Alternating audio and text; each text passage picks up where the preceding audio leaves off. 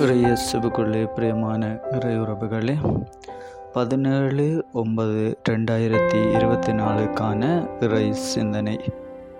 அந்த நாளிலே ஆண்டவராகிய இயேசு கிறிஸ்து தன்னுடைய வார்த்தைகள் மூலமாக கிறிஸ்துவில் நாம் அனைவரும் ஒன்றாயிருக்க வேண்டும் என்பதை நமக்கு எடுத்து எம்புகின்றார்.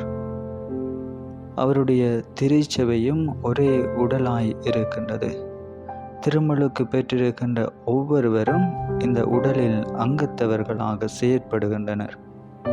அவர்கள் தூய ஆவியால் உறுதிப்படுத்தப்படுகின்றனர். ஒவ்வொரு முறையும் நாம் நற்கருணை திருவிருந்தில் பங்கெடுக்கும் போது இந்த உறவில் உறுதிப்படுத்தப்படுகின்றோம். இந்த உறவு ஒரே கிண்ணத்தில் பருகுவதால் ஏற்படுகின்ற வெளிப்புற அடையாளம் அல்ல, மாறாக தூய ஆவியால் ஒன்றிணைக்கப்பட்டு கிறிஸ்துவில் உறுதிப்படுத்தப்படுகின்ற ஆழமான ஒன்றிணைப்பாக இருக்கின்றது. உடலிலே இருக்கின்ற ஒவ்வொரு உறுப்புகளும் வெவ்வேறானது, ஒவ்வொன்றும் ஒரு பணியை செய்கின்றன. எனவே ஒவ்வொரு உறுப்புகளும் இணைந்து பணி செய்கின்ற போது உடல் ஆரோக்கியமாக இருக்கின்றது.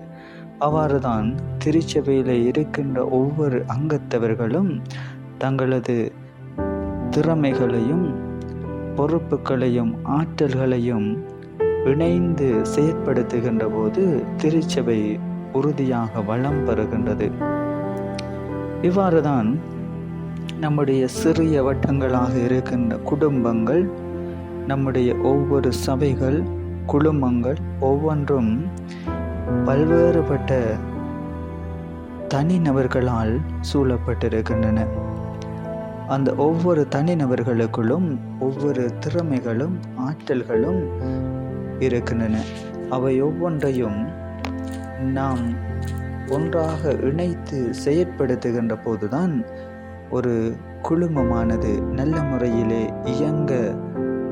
இயங்குகின்றது.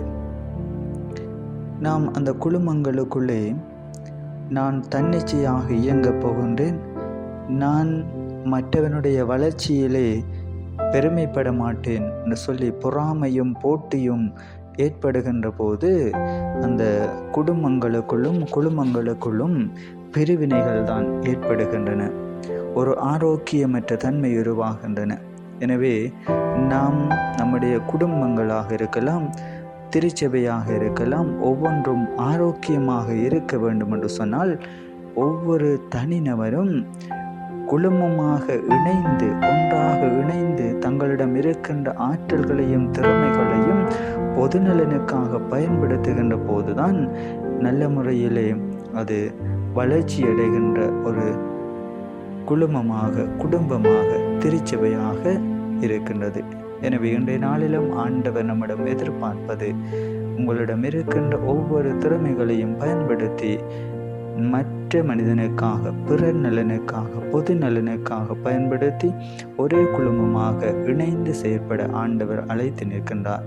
எனவே கிறிஸ்தவர்களாக அழைக்கப்பட்ட நாம் ஒவ்வொருவரும் திருமுழுக்கின் மூலம் கத்தோலிக்கர்களாக ஆக்கப்பட்டிருக்கின்றோம். அந்த கத்தோலிக்கர்களாக ஆக்கப்பட்டதற்கு உரிய நல்ல பண்புகளை அணி செய்து கொண்டு ஒருவரையொருவர் ஏற்றுக்கொண்டு ஒருவருடைய வளர்ச்சியிலே தட்டி கொடுத்து நாமும் அவர்களோடு இணைந்து பணியாற்றுகின்ற நல்ல மனப்பான்மையை ஆண்டவர் இன்றைய நாளிலே நமக்கு தர வேண்டும் என்று சொல்லி செபித்து மன்றாடிக் கொள்ளுவோம். ஆமீன்.